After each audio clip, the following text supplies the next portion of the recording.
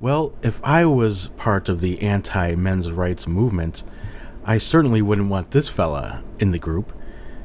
And the reason for that is, and what this video is about, is because of his intellectual laziness.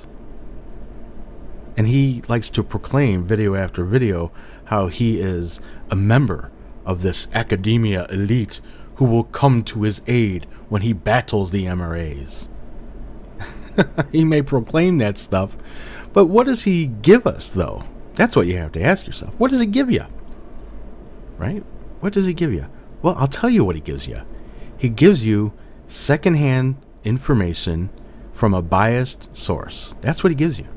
That's what we got here in this first video. It's not surprising that Paul Elam wouldn't want to listen to this and to actually respond to it in any serious manner. Why should he? But that aside, that's not what we're concerned with here. We're concerned with the intellectual laziness of Hannibal Barca. Yes, that's what this video is about. What does he start with? What does he start with in this video? Well, let's look. First thing he starts with was with a comment that Paul Elam made back in, when was that? June 28, 2011. A comment he made in an hour-long blog TV radio show, Block Talk radio show, amongst the, it reminds me, thinking about the SPLC, how far they really had to dig amongst, I don't know how many articles or blog talk radios or whatever Paul Elam has done. I'm sure there's a lot.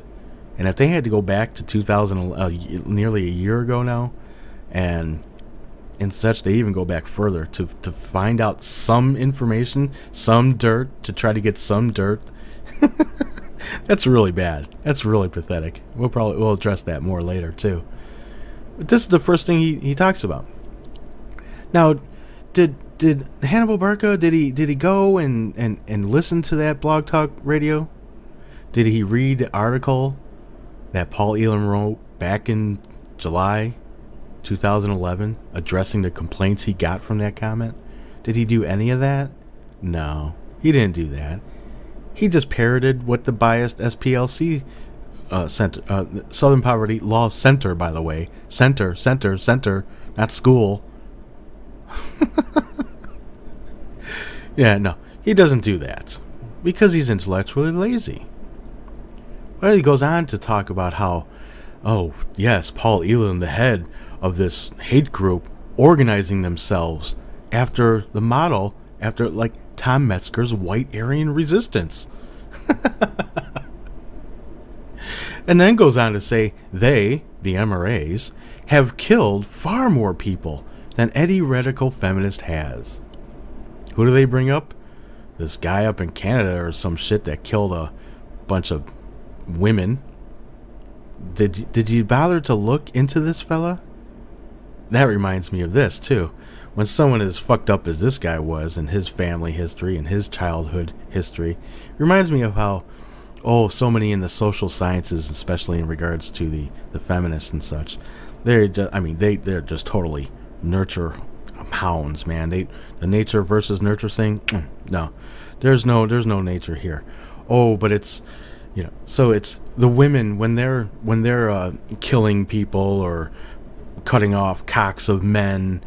I mean, it was just because they grew up in a horrible household, and all kinds of excuses come out. They got all this sad syndrome, and they just had to kill their children or something. Yeah, so it's amazing how all that comes out. But when a man does something who is obviously fucked up, and they use in a supposed suicide letter feminism as an excuse, as a scapegoat to commit their crimes, suddenly, yes, he was of complete free will, understood exactly that it was feminism was all the cause of his woes, and so he went and took it out on women. Yes.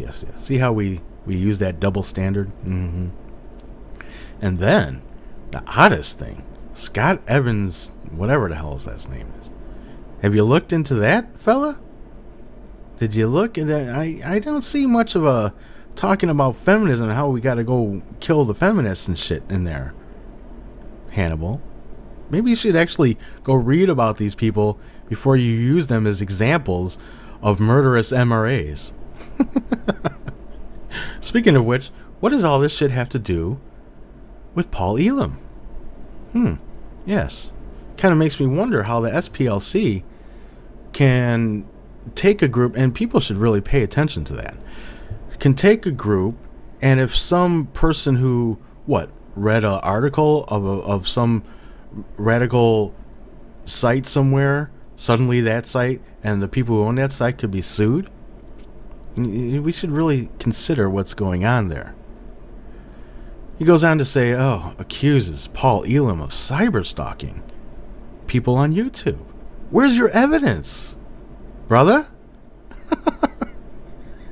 Accuses Paul Elam of wanting himself and men in general to have the right to beat their wives whenever they want. Where does he get that from? Well, the biased source at the SPLC, of course. Goes on to say, I recognize a wife beater when I see one, and all this, a lunatic and all this nonsense Hannibal Barca spews. Where does that come from? Did you read the article, Hannibal Barca? Did you actually read it? Huh? Can you do it?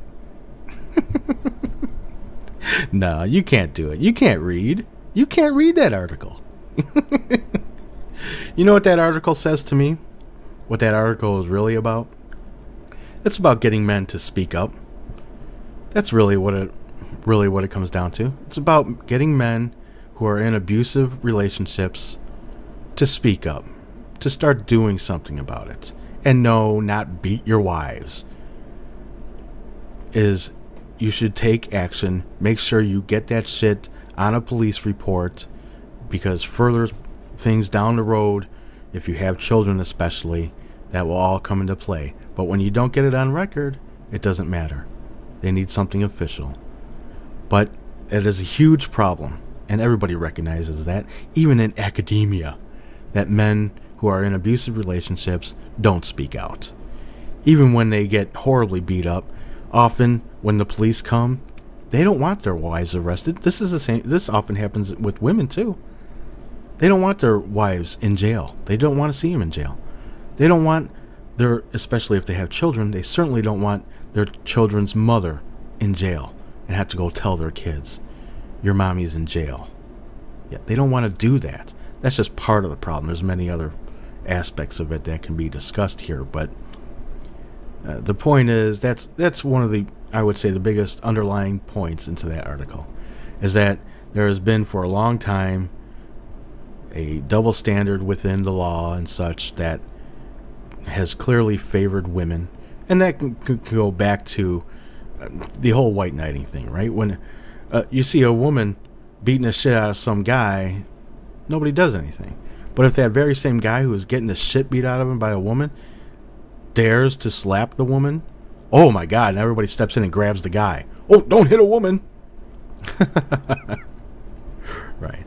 You see. And even Barca says in his video, oh, well, yes, if someone's assaulting you. Yeah, well, guess what? Elam says the same thing in in the damn article. But like I said, it's not even really about that.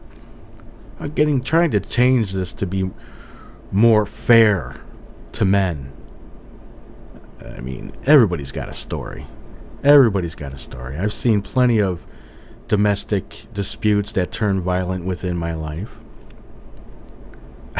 One of the most absurd one was when, well, I won't say who it is, but he got assaulted. I mean, she just attacked him. This was his wife. She just straight up, I saw the whole thing happen. She straight up attacked him, trying to scratch his eyes out and pull his hair and all kinds of nasty catfight kind of nonsense. He was just holding her down, holding her up against the wall to trying to hold her arms down to prevent himself from getting his eyes scratched out and shit like that.